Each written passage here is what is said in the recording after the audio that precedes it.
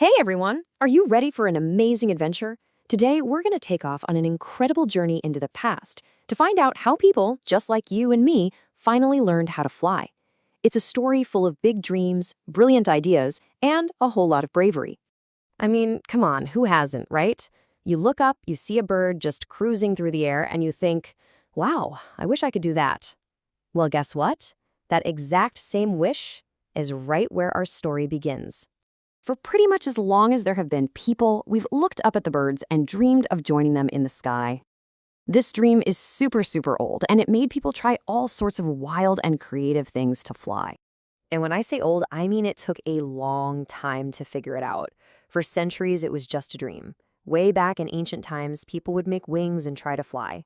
Later on, the amazing artist and inventor Leonardo da Vinci drew up these incredible plans for flying machines, but they never actually left his notebook.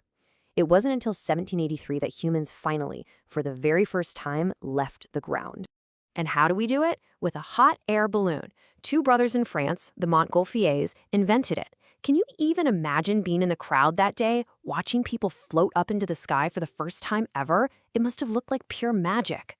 But there was a tiny problem. Hot air balloons just kind of drift wherever the wind wants to take them. You can't steer. And that was the real goal, not just to float, but to fly wherever you wanted to go. And that led to the next big idea, the glider. So in the early 1800s, a super smart engineer from Britain named Sir George Cayley had a huge breakthrough. He was really the first person to figure out the science of what makes things fly. And he used that knowledge to build the very first gliders that could actually carry a person. It was a huge step. Okay, so our next hero took that idea and, well, really ran with it. Or I guess flew with it.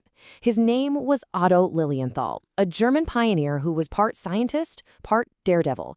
This guy was about to change the game. Get this, Lilienthal personally made over 2,000 flights in the gliders he built himself. 2,000.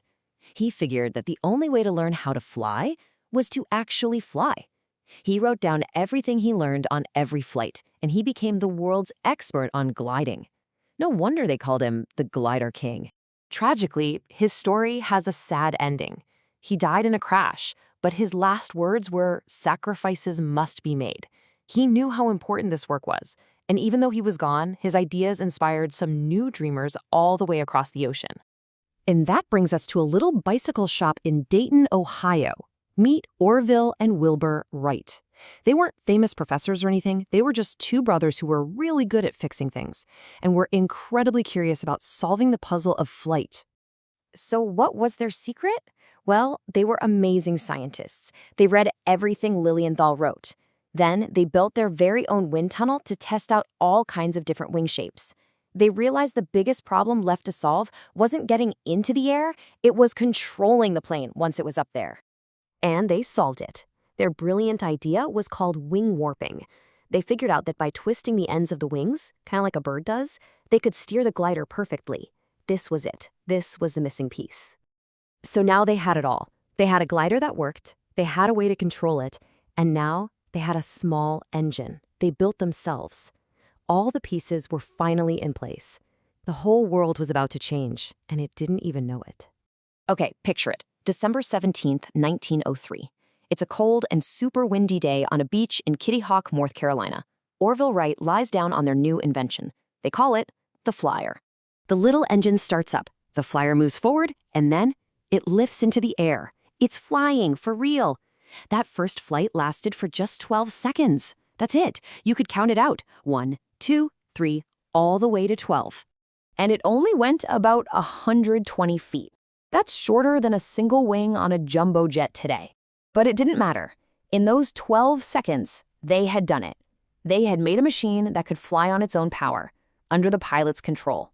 History was made. And after that first little hop, everything just exploded. Airplanes got better and faster really quick. Soon, they were being used in World War I. Then, in 1927, Charles Lindbergh flew all the way across the Atlantic Ocean by himself. And just a few years after that, you could actually buy a ticket to fly on a plane, just like we do today. So you see, the invention of the airplane is way more than just a story about wood, wire, and cloth. It's a story about the human spirit. It's about that part of us that looks up at the sky and refuses to believe it's impossible to get there. And hey, here's a cool little fact for you. Next time you're on a plane, look at the window. See that tiny little hole at the bottom? It's supposed to be there. It's called a bleed hole, and it's super important for balancing the air pressure so the windows stay safe. Pretty neat, huh? So, from a simple wish to fly like a bird to a world where we can fly almost anywhere, this story shows us what can happen when people get curious and don't give up. It really makes you think, doesn't it? What impossible dream will you bring to life?